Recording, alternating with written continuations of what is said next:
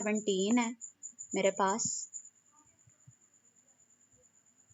और हम लोगों ने स्टार्ट करना है। Middle aged mail with the complaints of lethargy on examination BP 120/70 investigation reveals sodium 140 millimoles per liter, potassium 2.6 millimoles per liter and bicarb 33 millimoles per liter. Which of the following condition is most likely to be responsible?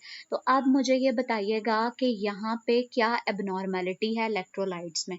Potassium की normal serum value कितनी होती है?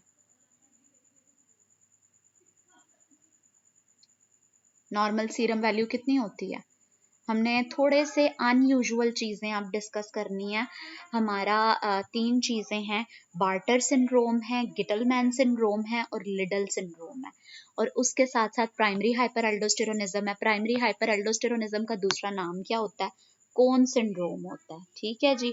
और उसके बाद फिर ये होता है कि इसका हम सारा कुछ पढ़ आए हुए हैं कि इसके अंदर हाइपरटेंशन होती है, हाइपर एल्डोस्टेरोनिज्म होता है, और सेकेंडरीली प्लाज्मा रेनिन के लेवल जो होते हैं ना, वो फीडबैक मैकेनिज्म की वजह से डिक्रीज हुए होते हैं।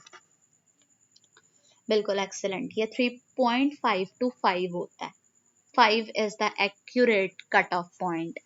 फिर हमारे पास जो बार्टर सिंड्रोम है, बार्टर सिंड्रोम बिल्कुल आपका जो है ना वो उस तरह का होता है जिस तरह आपके लूप डायोरेटिक्स होते हैं।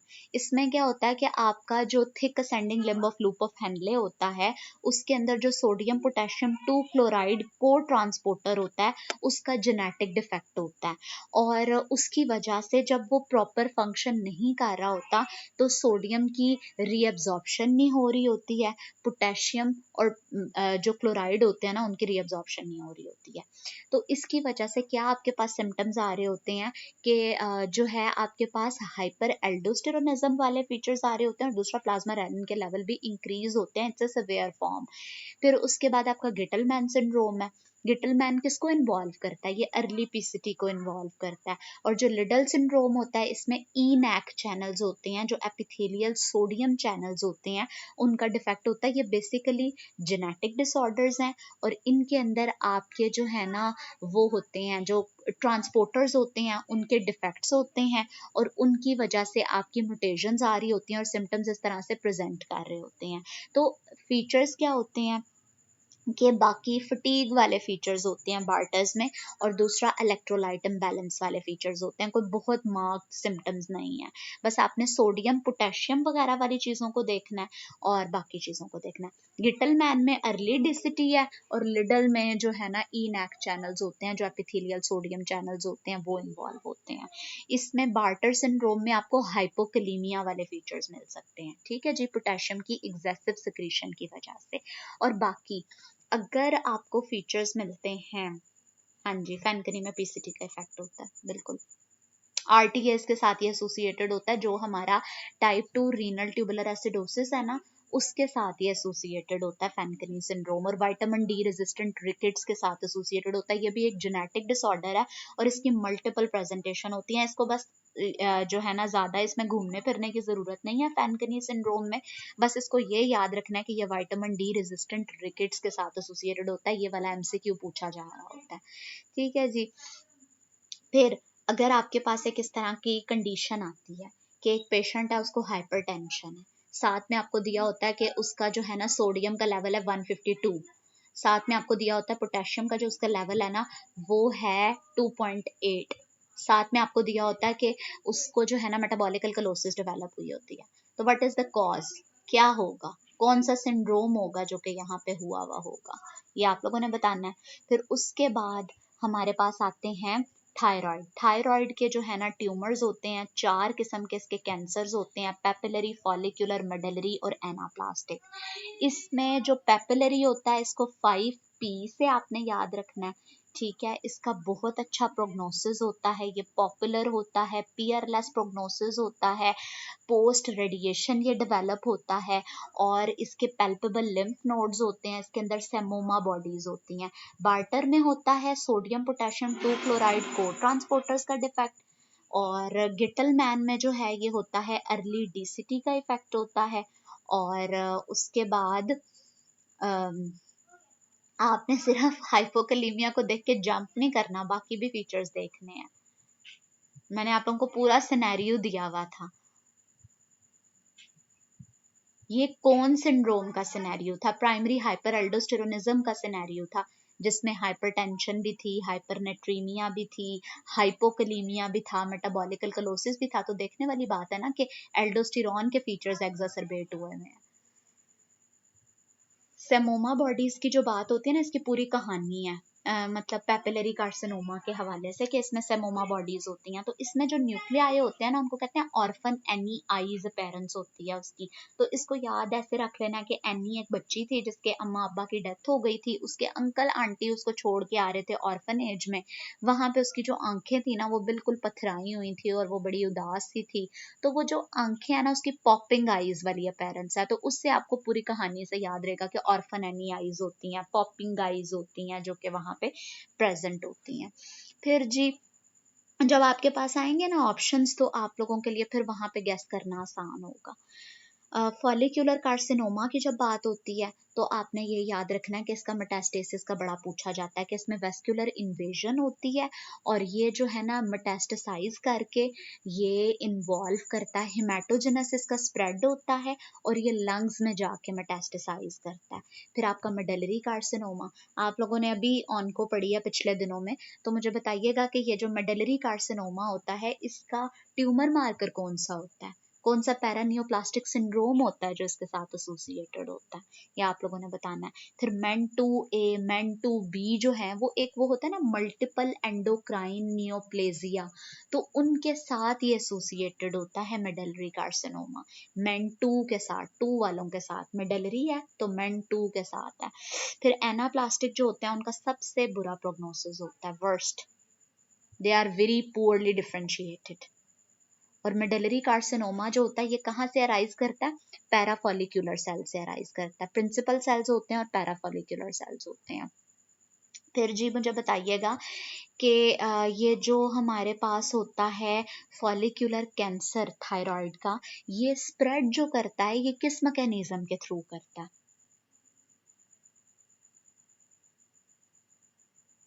ये भी हो सकता है।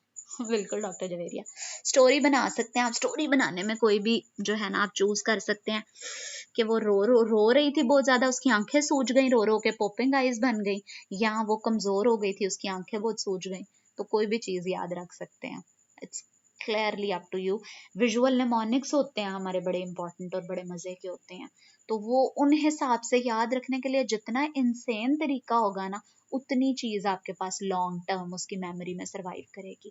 फिर हमारा एक ना थायरोग्लोब्यूलिन होता है, जो कि हमारे फॉलिकुलर सेल सिंथेसाइज कर रहे होते हैं। Thyroid hormone itself follicular sales produce कर रहे होते हैं। ये जो पैराफॉलिकुलर सेल्स होते हैं, ये कैल्सिटोनिन प्रोड्यूस करते हैं।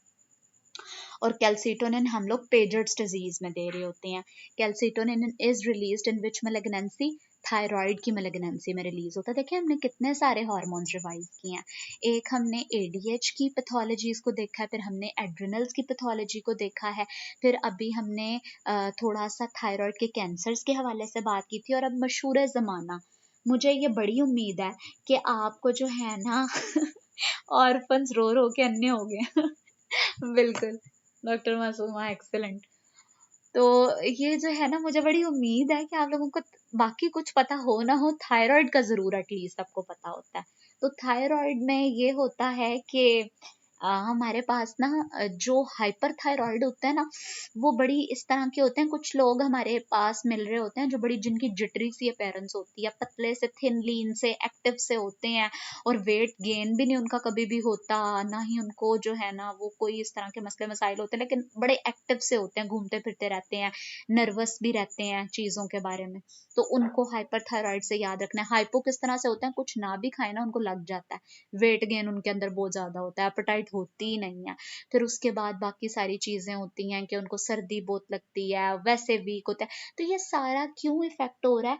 इस जो है ना, इस चीज के अंदर ये होता है कि हमारे पास बेसल मेटाबॉलिक रेट इंक्रीज होता है। बस मैं आप लोगों को वो ये वही कह रही हूँ कि आप लोगों को पता होता है, मैं आप लोगों को ये याद करवाने की कोशिश कर रही हूँ कि ये तो आप लोगों को पता है ना चीज़ें, तो इनमें फिक्र करने की ज़रूरत नहीं है। और बाकी ये है कि जितना जितना हम रिवाइज करते हैं, मैं आप लोगों की वो मेमोरी को जगाने की कोशिश कर रही हूँ कि ये तो भाई आप लोगों ने चीज़ें एक एक दफ़ा पढ़ी हुई हैं, तो ये जो है ना, आपको ये थोड़ी थोड़ी अभी भी दोबारा हम रिवाइज करेंगे, आगे भी करते जाएंगे तो आसानी होती जाएगी, कर जाएंगे इंशाल्लाह पास आप लोग इसी तरह से कंसिस्टेंट रह के, मेहनत करके और बाकी दुआएं करके, तो इंशाल्लाह निकल जाएंगे। हाइपर जो होते हैं, आप कहें कि वो बहुत हाइपर होते हैं, एक्टिव होते हैं, और हाइपो जो होते हैं वो वीक से होते हैं। तो इस तरह करके हम याद कर सकते हैं। बाकी निमोनिक इन्होंने दिए हुए हैं, स्वेटिंग होती है, वेट लॉस होता है, इमोशनल एंजाइटी। एक चीज है जो कि सिर्फ इसके साथ ही एसोसिएटेड है, ये जो कोल्ड इंटॉलरेंस और हीट इंटॉलरेंस वाली बात है। ये मैंने आप लोगों को बताया था मैकेनिज्म के, ऑक्सीडेटिव फॉस्फोरिलेशन जो होती है उसकी अनकपलिंग होती है विद द हीट प्रोडक्शन, उसमें ये इन्वॉल्व होता है, इसकी वजह से इनके अंदर हीट इंटॉलरेंस होती है।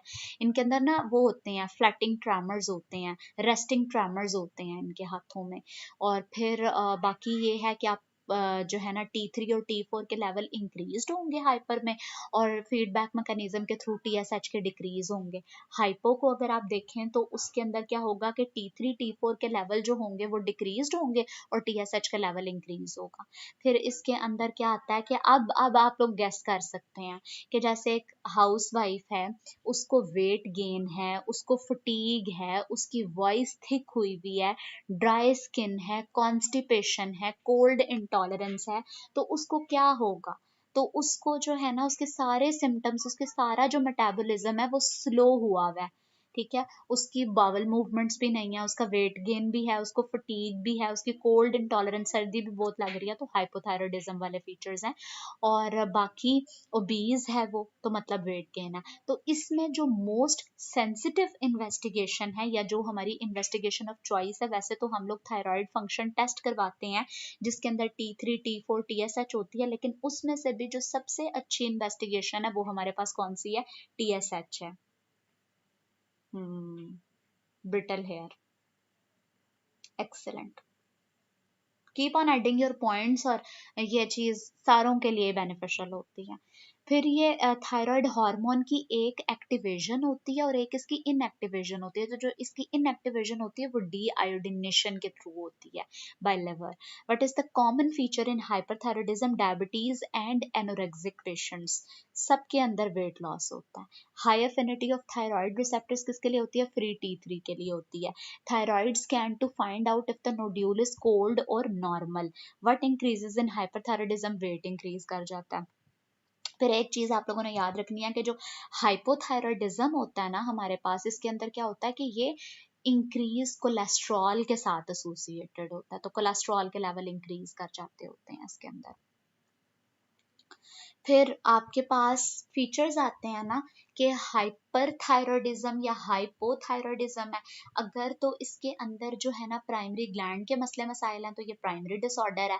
अगर इसके अंदर पिट्यूटरी के मसले मसाइल हैं तो सेकेंडरी है। अगर हाइपोथैलेमस के हैं तो फिर ये टर्शरी है, जैसे टर्शरी हाइपरथायरॉयडिज्म या हमारे पास टर्शरी हाइपोथायरॉयडिज्म होता है। अब इसमें क्या चीज़ है कि जैसे इन्होंने इधर सिनेरियो दिए हुए हैं कि 46-year-old man has palpitations and sweating, his plasma thyroid stimulating hormone concentration is low, यानी TSH का लेवल लो है उसका, and increase markedly when he is given thyrotropin releasing hormone। TRH उसको दिया है तो उसके TSH का लेवल इंक्रीज हो गया है, ठीक है। तो क्या डायग्नोसिस है, मतलब मसला मसाइल किसके अंदर था? वो हमारे पास मसला था हाइपोथैलेमस में, कि हाइपोथैलेमस से TRH आ ही नहीं रहा था। और वैसे फीचर्स हमें किसके दिए हुए हैं? प्राइमरीली पैल्पिटेशन और स्वेटिंग हाइपरथायरॉयडिज्म के। तो हाइपरथायरॉयडिज्म तो है, लेकिन मसला किसके अंदर है? हाइपोथैलेमस के अंदर, क्योंकि हाइपोथैलेमस से जो है ना TRH ही नहीं आ रहा। और जब हमने एक्सोजनस दिया है तो उसकी वजह से TSH ज्यादा हो गया। फिर ये जो पफी स्किन और लिथार्जिक वाले फीचर हैं, ये किसके हैं? हाइपर के हाइपो के?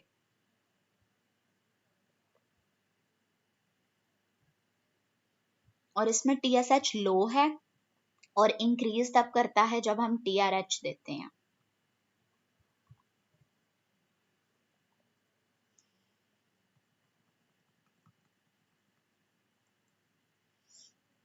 फिर थायराइड की मल्टीपल कंडीशंस होती हैं, तो इसमें एक होता है लेथार्जी, मिक्सडिमा होता है. Low plasma levels of thyroid stimulating hormone indicate that abnormality is either in the hypothalamus or pituitary gland. Because the pituitary was responsive to administration of thyrotrophin releasing hormone, this suggests that pituitary function is normal and that the hypothalamus is producing insufficient amount of TRH.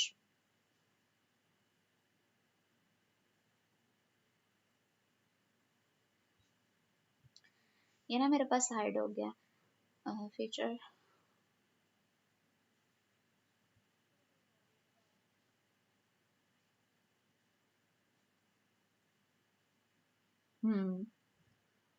Hypo के features है ना, तो actually बिल्कुल ऐसा ही है कि TRH नहीं है. टीएसएच इटसेल्फ तो प्रोड्यूस हो रहा है. अब इसका फंक्शन क्या है टीआरएच का, कि उसने उसकी प्रोडक्शन को इंक्रीज करना है, स्टिमुलेट करना है. थोड़ी बहुत तो होगी, एंडोजनसली वो बन रहा है. इसने क्या करना है, इसने उसकी प्रोडक्शन को उस लेवल तक लेके जाना है जहां पर उसने आगे एक्ट करके T3 T4 की प्रोडक्शन को इंक्रीज करवाना है. तो मतलब कि वो इटसेल्फ बन रहा है, लेकिन इसने उसकी प्रोडक्शन को पोटेंशिएट करना है, टिल द ऑप्टिमम लेवल लेके जाना. और यहाँ पे इन्होंने बताया भी यही है कि वैसे उसके अंदर टीएसएच नहीं था, जब हमने टीआरएच दिया तो टीएसएच की प्रोडक्शन इंक्रीज हो गई. ये नहीं कहा कि बनना शुरू हो गया, ये कहा है कि प्रोडक्शन इंक्रीज हो गई है. फिर जी अब अपने आंखें कान सब कुछ खोल लें और ध्यान से इन अगले वाले कंफ्यूजिंग एमसीक्यूज को देख लें. 220 है हमारे पास पॉइंट, जिसमें कहते हैं थायराइड हार्मोन की जो सिंथेसिस होती है.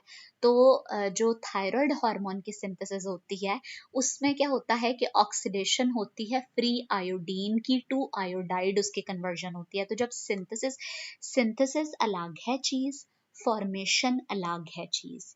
फिर उसकी जो डीएक्टिवेशन है उसके दो अलग अलग प्रोसेसेस हैं.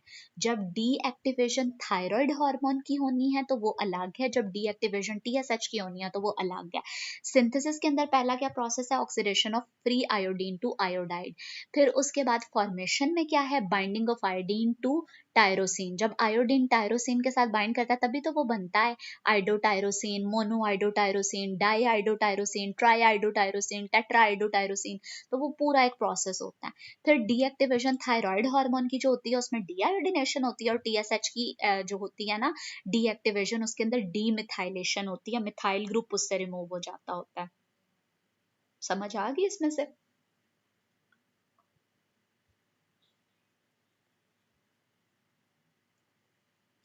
फिर इसके बाद हमारे पास आता है हाइपोथायरॉयडिज्म. हाइपोथायरॉयडिज्म में T3 T4 के लेवल कम होंगे, टीएसएच का ज्यादा होगा. हाइपर में क्या होगा, T3 T4 ज्यादा होंगे, टीएसएच कम होगा. टीएसएच ने T3 T4 के ऑपोजिट ही होना है, ये याद रखना है. सब क्लिनिकल का क्या मतलब है, सब क्लिनिकल हाइपोथायरॉयडिज्म का मतलब है कि टीएसएच के लेवल ज्यादा हैं लेकिन अभी वो लेवल अचीव नहीं हुआ कि जिसके ऊपर हमें क्लिनिकल साइन एंड सिम्टम्स आने लग जाएं. तो T3 और T4 नॉर्मल है अभी, लेकिन टीएसएच इंक्रीज हुआ है. सिक यू थायराइड का क्या मतलब है, ये बंदा बिल्कुल यू थायराइड के तौर पर प्रेजेंट करता है लेकिन इसकी लैब वैल्यूज जो हैं वो कम है, T3 T4 भी कम है, टीएसएच भी कम है. सब क्लिनिकल और सिक यू थायराइड को आपने याद रखना. सॉरी.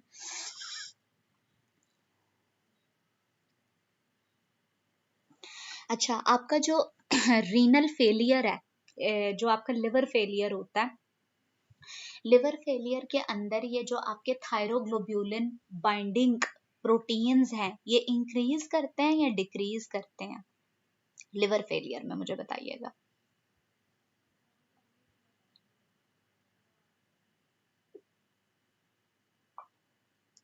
प्रेगनेंसी के अंदर T3 T4 के लेवल इंक्रीज हो जाते हैं ड्यू टू इंक्रीज टीबीजीज. ये इसका कोई छठा पॉइंट है, इसको हाईलाइट कर लें.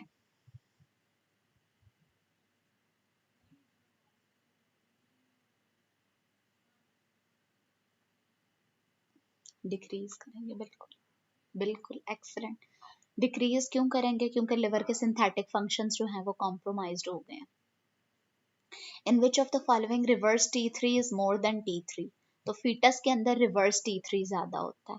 फिर उसके बाद हमारे पास आता है hypothyroid patient taking treatment. Most appropriate test for monitoring is done by TSH, raise T3 and T4 and decrease TSH। हाँ जी, ये आप लोगों ने कंडीशन बनानी है। It's the most simplest question asked ever.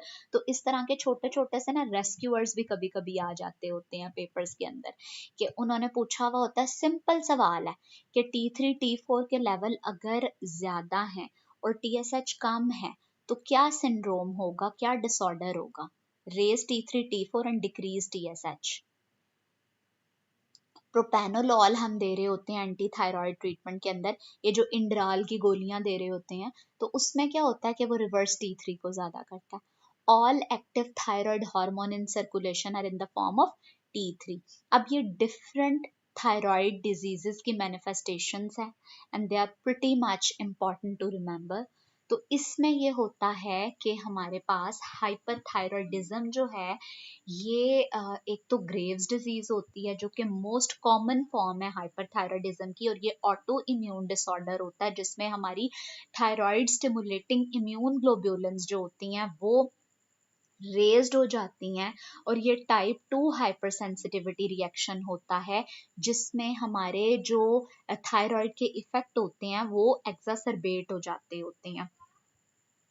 Gland का हाइपरप्लेजिया होता है और इनलार्जमेंट होती है, और उसके अलावा हमारे जो है ना वो होते हैं आईज के अंदर भी इसकी मैनिफेस्टेशंस होती हैं जो कि ऑक्यूलर मैनिफेस्टेशंस में आती हैं।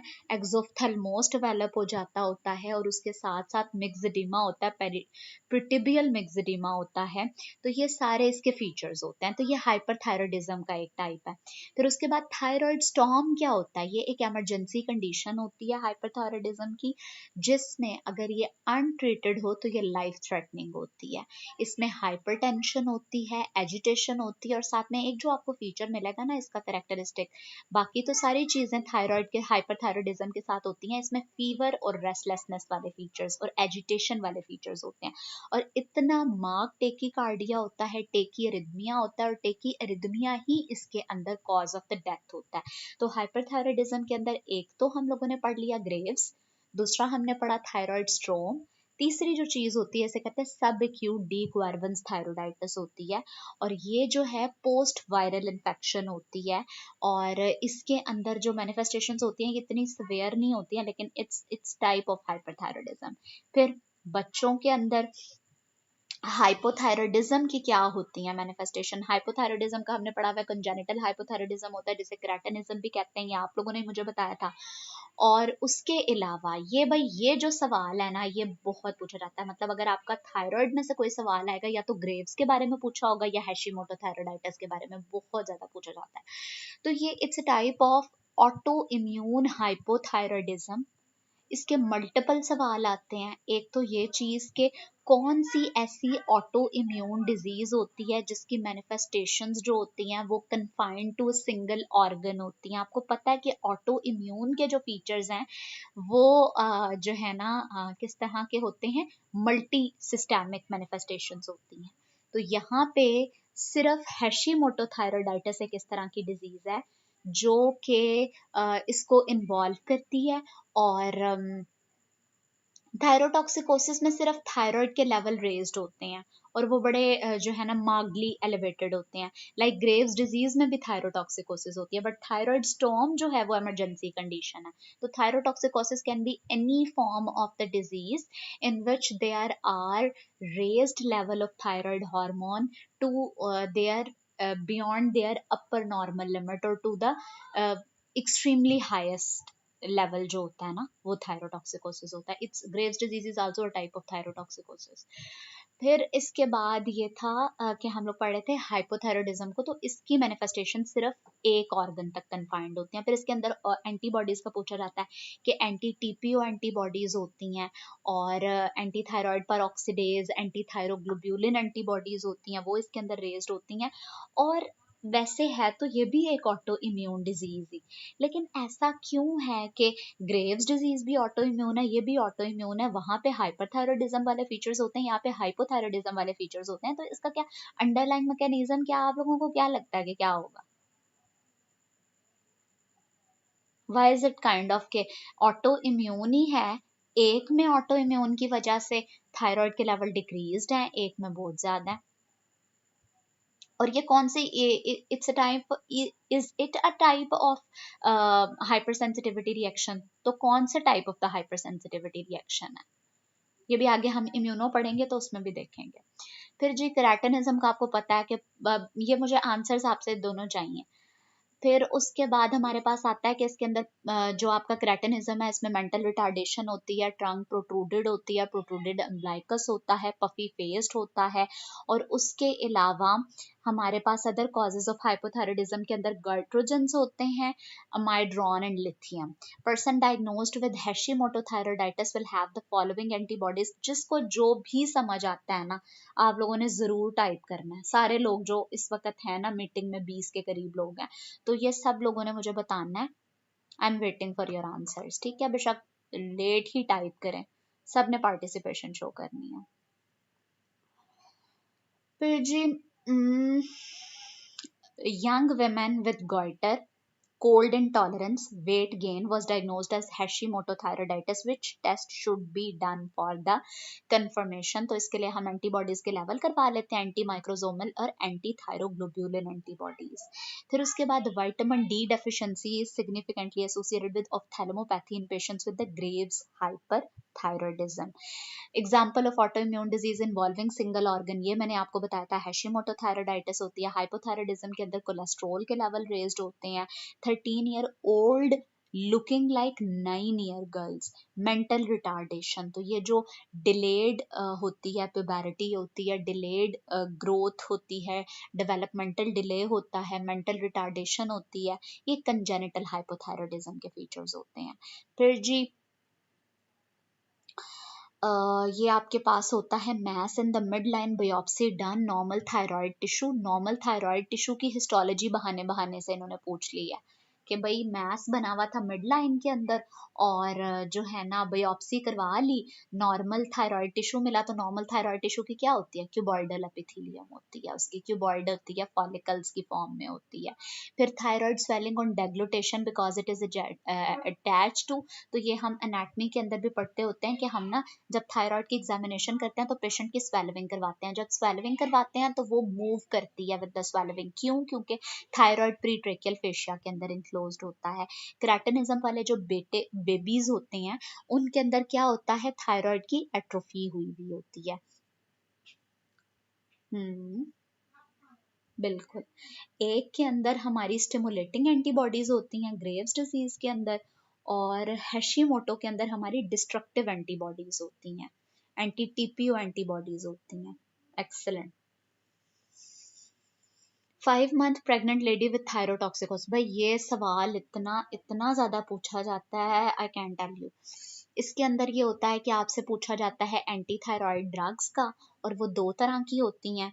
एक आपके पास होती है प्रोपाइल थायोयूरासिल, और एक आपके पास होती है मेथीमाजोल, कार्बिमाजोल भी जिसको कह रहे होते हैं। तो ये जो मेथीमाजोल्स होती हैं ये आपके पास सेकंड ट्राइमेस्टर ऑफ प्रेगनेंसी के अंदर दे रहे होते हैं। पहले में क्यों नहीं देते? क्योंकि ये हमारे पास करवा देती है ऑर्गेनोजेनेसिस के अंदर मसले मसाइल, टेराटोजेनेसिटी करवा देती है। तो पहले ट्राइमेस्टर में फिर हम क्या देते हैं, प्रोपाइल थायोयूरासिल देते हैं। प्रोपाइल थायोयूरासिल को याद रखना है पहले से, पहले हमने प्रोपाइल थायोयूरासिल देना है। पहले क्यों देना है भाई? क्योंकि वो टेराटोजेनेसिटी नहीं करवा रहा। और बाद में क्यों नहीं उसको देना? क्योंकि बाद में अगर देंगे तो हिपैटोटॉक्सिसिटी करवा देगा। इतनी सी बात है, बस आपको दो एडवर्स इफेक्ट्स का पता होना चाहिए कि मेथीमाजोल जो है ये करवा रहा होता है आपके पास टेराटोजेनेसिटी, और प्रोपाइल थायोयूरासिल जो होता है ये करवा रहा होता है हिपैटोटॉक्सिसिटी। पहले प्रोपाइल थायोयूरासिल देंगे, बाद में मेथीमाजोल देंगे। 20th वीक का पूछा हुआ होता है, 5th month of the pregnancy का पूछा हुआ होता है, 3rd ट्राइमेस्टर का पूछा हुआ होता है कि थायरोटॉक्सिकोसिस वाले फीचर्स हैं तो बताएं आप क्या देंगे। भाई हमने मेथीमाजोल ही देना है, जो मर्जी कह लें आप लोग। फिर जी ये जो है ना क्यों टेराटोजेनिक है? क्योंकि प्लेसेंटा को क्रॉस करती है, ऑर्गेनोजेनेसिस के अंदर मसले मसाइल कर रही होती है। अच्छा, अगर आपके पास कोई ऐसी पेशेंट आई है फीमेल, ठीक है, प्रेग्नेंट भी है, उसके अंदर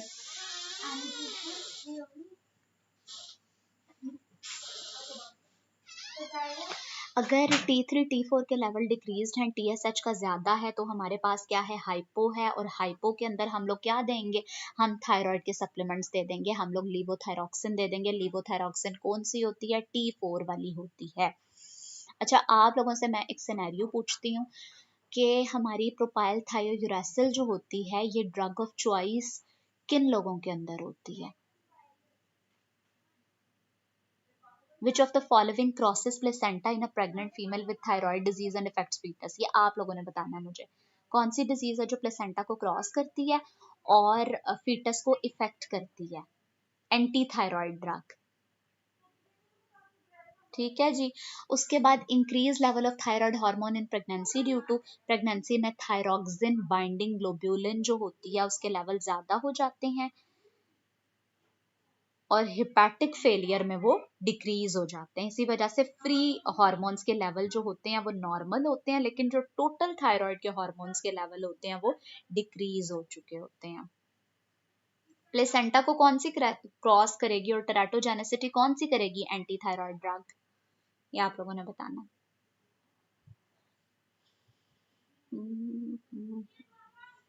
एक्सेलेंट। फिर उसके बाद है women with the puffy skin and hoarseness of voice. TSH is low but increase significantly after TRH is administered। तो डायग्नोसिस में हमारे पास हाइपोथायरॉयडिज्म तो है, लेकिन प्राइमरी अबनॉर्मेलिटी किस में है, हाइपोथैलेमस में है।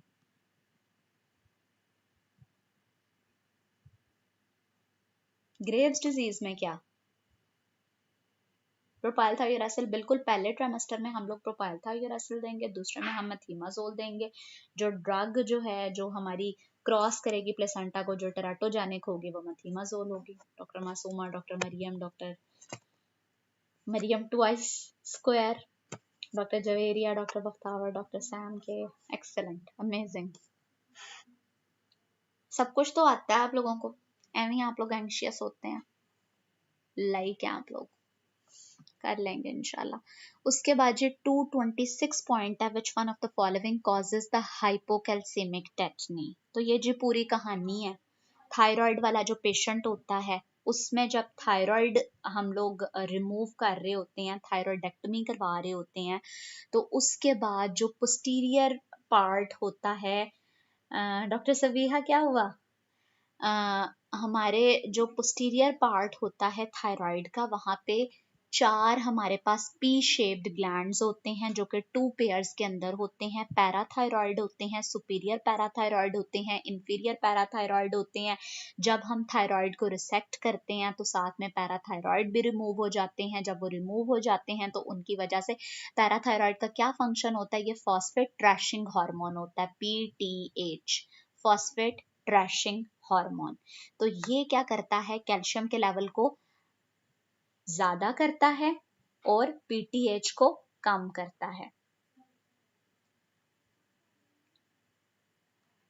कोई नहीं, इस तरह आप कर जाएंगे। रिवीजन, बस रिवीजन है और उसके अलावा कुछ नहीं है, एक मेन कॉन्सेप्ट बनाने वाली बात है। और जो है ना, थोड़ी थोड़ी फिजियोलॉजी साथ साथ कर रहे हैं। अब आपको पता है ये जो पैराथायरॉइड है, ये जो एल्डोस्टेरोन है, ये जो ADH है, ये सारे नेफ्रो में रिपीट होते हैं। इस तरह से एंडो में तो हम एक जगह पे ये सारे हार्मोन्स पढ़ रहे हैं। आप लोग जब रिप्रोडक्टिव फिजियोलॉजी पढ़ते हैं, आप लोग जब गायनी पढ़ते हैं, इवन जब आप लोग एब्डोमिनेंट पेल्विस की एनाटॉमी पढ़ेंगे, तो ये सारे वहां पे रिपीट हो रहे हैं। ये इंटेग्रेट करने वाली चीजें हैं, ये सारी समझने वाली चीजें हैं, और इसके लिए छोटे छोटे निमोनिक बनाने वाली चीजें हैं। तो अपने लिए चीजों को आसान करें, and it's not a big deal. बस ये सुनते जाएं। बेशक अगर अभी आपको बर्डनाइज हो रहा है ना, तो आप ये लेक्चर बाद में भी ऑफलाइन भी सुन सकते हैं। और ये करना है, आप लोगों ने 2x की स्पीड पे लगा दें, 1.5x की स्पीड पे लगा दें, और चलते फिरते उठते बैठते आपने कोई हैंड्स फ्री लगा लें कानों में, और इस तरह से सुनते रहें। तो इनसे बड़ी आसानी इस तरह की हो जाती है कि रिकॉर्डेड लेक्चर्स आपके पास अवेलेबल होते हैं, तो आप फिर उनको किसी भी टाइम में सुन सकते हैं। और जो है ना, चीज़ों की रेपिटेशन ही करने से होना है सारा कुछ। तो ये रफ़ी के जो टेबल्स हैं और जो पॉइंट्स हैं, ये सबसे ज़्यादा इंपॉर्टेंट है। बेशक नीचे वाले जो MCQs हैं इसके प्रैक्टिस वाले, उनको आप ना भी देखें तो it would be fine enough. उसके बाद जी हम लोग बता रहे थे, मैं आपको बता रही थी फॉस्फेट ट्रैशिंग हार्मोन इसको कहते हैं, और दूसरा ये कैल्शियम के लेवल को ज़्यादा कर रहा होता है। तो अगर ड्यूरिंग थायरॉयडेक्टमी इसकी रिसेक्शन हो जाए ना पैराथायरॉयडिज्म की, पैराथायरॉयड हार्मोन की, तो हाइपोपैराथायरॉयडिज्म होता है और हाइपोकैल्सीमिक टेक्नी डेवलप हो जाती है। वो कैल्शियम की डेफिशिएंसी की वजह से इंक्रीज्ड मस्कुलर कॉन्ट्रैक्शन होती है, और मसल्स जो होते हैं ना वो टेक्निक कॉन्ट्रैक्शंस के फेज में चले जाते हैं, जहाँ पे वो कॉन्ट्रैक्ट तो होते रहते हैं लेकिन रिलैक्स नहीं होते हैं। तो ये हाइपोकैल्सीमिक टेक्नी वाला फेज हो जाता होता है, और ये बहुत ज्यादा पूछा होता है, पोस्ट थायरॉयडेक्टमी, हाइपोकैल्सीमिक टेक्नी और हाइपोपैराथायरॉयडिज्म। होप सो आप लोगों को समझ आ गया होगा।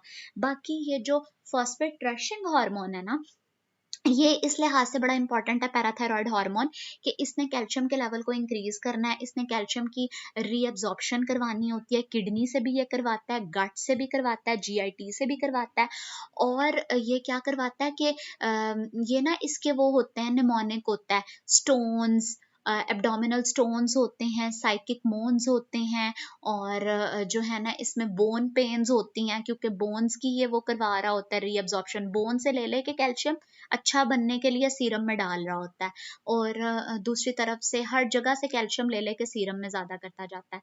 और उसके अलावा एब्डोमिनल पेन भी होती है, जीआईटी से कैल्शियम की जो रीअब्जॉर्प्शन करवा रहा होता है। फिर जो है ना ये स्टोन्स करवाता है, तो कैल्शियम के लेवल को ज़्यादा करवाएगा, रीनल स्टोन्स करवा देता है। फिर कैल्शियम के लेवल को ज़्यादा करवाता है साइकिक मोन्स और ग्रोन्स और साइकेट्रिक चेंजेस, ये सारा कुछ ये करवा रहा होता है। तो ये सारी चीज़ें आ जाती हैं। फिर विटामिन डी कैल्शियम की एब्जॉर्प्शन को, फॉस्फेट की एब्जॉर्प्शन को ज़्यादा करता है। ये वो वाले सारे हार्मोन्स हैं जो कि कैल्शियम के मेटाबॉलिज्म को मेंटेन कर रहे होते हैं। इसके अंदर पैराथायरॉयड हार्मोन और कैल्सीटोनिन उसी तरह एंटागोनिस्टिक हैं जिस तरह से हमारे इंसुलिन और ग्लूकागॉन होते हैं। ठीक है जी। तो जो इंसुलिन और ग्लूकागॉन होते हैं वो क्या करते हैं, ग्लूकागॉन ग्लूकोज के लेवल को ज्यादा करता है, इंसुलिन कम कर देता है। यहाँ पे क्या करता है, पैराथायरॉयड हार्मोन कैल्शियम के लेवल को सीरम में ज्यादा करता है और कैल्सीटोनिन कम करवा देता है।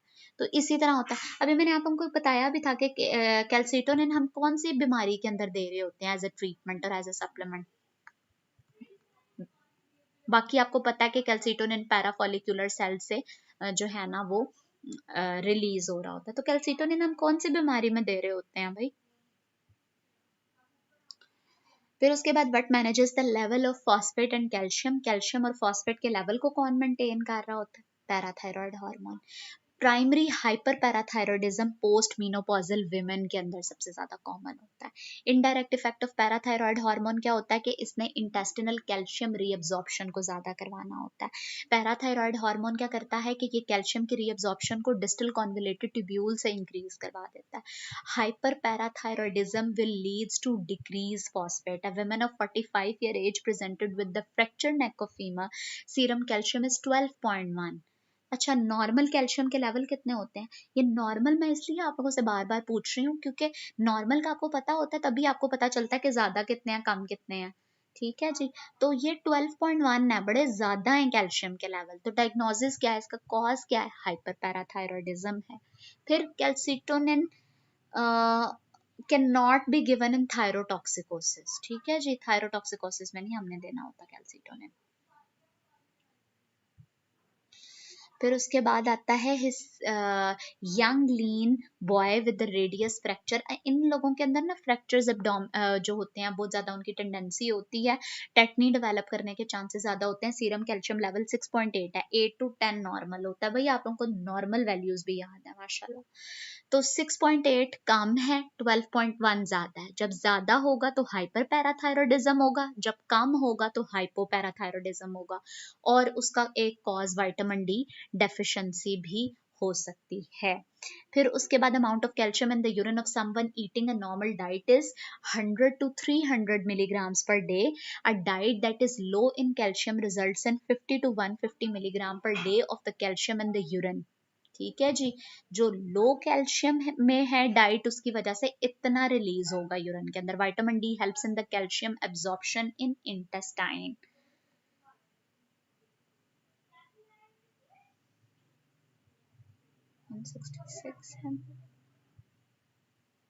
Just let me check but कितना रह गया हमारा, 3 पेजेस हैं और। ठीक है, आज इसको ख़त्म कर लेते हैं। बस जो है ना 10 to 15 मिनट्स आपको और लगने हैं, फिर जो है ना हम इसको कर देंगे एंड।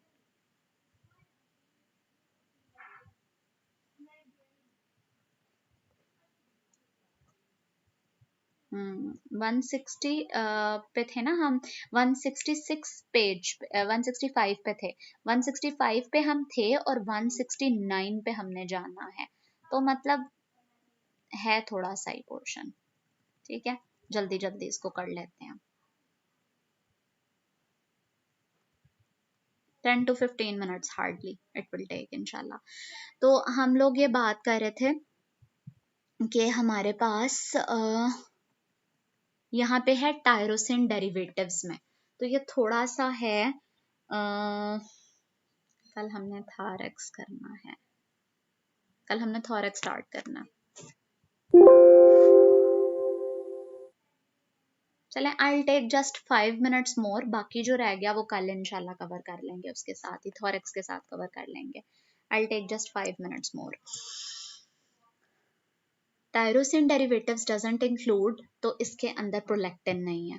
टायरोसिन के डेरिवेटिव्स जो हैं उनमें प्रोलैक्टिन नहीं आता। टायरोसिन के कौन कौन से डेरिवेटिव्स हैं? ईन वाले हैं सारे, dopamine, norepinephrine, epinephrine and thyroid. Scenario for patient with the heat intolerance, exophthalmos and weight loss. ठीक है, अगर आपके पास हीट इंटॉलरेंस है, वेट लॉस है, तो फिर क्या होगा हमारे पास, और एक्सोप्थेल्मोस भी है साथ, तो कौन सी कंडीशन है, क्या इसका डायग्नोसिस हो सकता है हमारे पास? हाँ जी, वेट लॉस, एक्सोप्थेल्मोस, हीट इंटॉलरेंस, बड़े कैरेक्टरिस्टिक तीनों फीचर्स हैं। किसके हैं ये फीचर्स? फिर हमारे पास आता है dietary precursor of serotonin. Serotonin is tryptophan. हाँ जी, थकना नहीं है, बस खत्म होने वाला है, आप जल्दी जल्दी रिस्पॉन्स करें। ठीक है, आखिरी पॉइंट्स को हमने भूलना नहीं है। Mononuclear phagocytosis originates from precursor cells in the bone marrow. Which of the following is the immediate effect of the insulin? तो इंसुलिन के इफेक्ट हमने कल भी पढ़े थे, एक बेसल लेवल पे होता है, एक सेलुलर लेवल पे होता है, एक इमीडिएट इफेक्ट होता है। इमीडिएट इफेक्ट इसने क्या करवाना होता है? ग्लूकोज की एंट्री इनटू द सेल, और सेलुलर लेवल पे ये होता है कि इसने ग्लूकोज की एंट्री करवानी होती है सेल्स के अंदर। इमीडिएट इसका इफेक्ट ये होता है कि पोटेशियम की एंट्री इनटू द सेल होती है। थोड़ा सा वही, थोड़ी सी बैटरी आप लोगों को की जो है ना वो चार्ज करनी पड़ेगी, और बस 5 मिनट में। फिर उसके बाद पॉजिटिव फीडबैक मैकेनिज्म। ठीक है जी, पॉजिटिव फीडबैक मैकेनिज्म कौन सा होता है, कहाँ कहाँ पे होता है? चाइल्ड बर्थ में होता है, और दूसरा कौन सा होता है? कोगुलेशन वाला, हीमोस्टेसिस, ये मैंने बताया था कि ये होता है। फिर उसके बाद किडनी का ब्लड फ्लो किस तरह से रेगुलेटेड होता है? ये ट्यूबुलोग्लोमेरुलर फीडबैक मैकेनिज्म के थ्रू होता है। नेगेटिव फीडबैक की वजह से जो हमारे पास प्रोसेस होता है, वो उसकी जो वैल्यू होती है वो शिफ्ट करती है टुवर्ड्स द मीन वैल्यू। फिर उसके बाद आता है प्रोग्रेसिव डेवलपमेंट ऑफ हाइपरटेंशन, जो होती है वो नेगेटिव फीडबैक के थ्रू होती है। ये जो हमारे पास ब्लड प्रेशर और blood flow of the kidney होता है, ट्यूबुलोग्लोमेरुलर फीडबैक मैकेनिज्म के थ्रू होता है। टेस्टोस्टेरोन का एडवर्स इफेक्ट क्या होता है, और इसका क्या इफेक्ट होता है कि ये हमारे पास थिकनिंग करवाता है लेरेंजियल कार्टिलेजेस की, लेरेंजियल कार्टिलेजेस की करवा रहा होता है थिकनिंग। ठीक है जी, फिर उसके बाद हमारे पास आता है वही वाले सारे सिनेरियोज हैं कि एक विमेन है, उसकी थायरोइडेक्टमी हुई है, उसके बाद जो है ना उसको पैरेस्थीसियाज और स्पैज्म डेवलप हो गए हैं, तो उसका क्या कॉज होगा, क्या कॉज होगा मुझे बताइएगा। और विटामिन डी की एक्टिवेशन का मैंने आप लोगों को बताया था कि इसकी 2 जगह पे एक्टिवेशन होती है। जो इसकी फर्स्ट हाइड्रोक्सिलेशन होती है वो 25th पोजीशन पे होती है लिवर में, और जो सेकंड हाइड्रोक्सिलेशन होती है वो 1 पोजीशन पे होती है किडनी के अंदर। ये विटामिन डी की एक्टिवेशन के हवाले से याद रखना है। फिर उसके बाद विटामिन डी रेजिस्टेंट रिकेट्स का कॉज क्या होता है, अभी बताया था डॉक्टर मासूमा ने, फैनकनी सिंड्रोम। फिर उसके बाद 65 year old woman is referred by her GP following a routine blood test which showed a raised serum calcium on her last few months she has become constipated with intermittent bouts of abdominal pain, she is lethargic and her moods have been very low। तो लो moods भी हैं, constipation भी है, groans भी हैं, जो है ना मोन्स, साइकिक मोन्स भी हैं, स्टोन्स भी हैं, सीरम कैल्शियम लेवल जो है वो भी हमारा डिप्लीटेड है, 2.95 है। तो क्या है ये? प्राइमरी हाइपर पैराथायरॉयडिज्म है। फिर उसके बाद हमारे पास क्या है, PTH not affected by which of the following osteoporosis की वजह से नहीं होता। अब ये जी ये हमारा लास्ट टेबल है, इसको हम कर रहे हैं और उसके बाद हम एंड करेंगे और कल हम इंशाल्लाह जब स्टार्ट करेंगे तो फिर हम इसी टेबल की रिवीजन के साथ करेंगे। This would be your last table, ठीक है जी। अब इसको थोड़ा सा ध्यान से देख लेना है।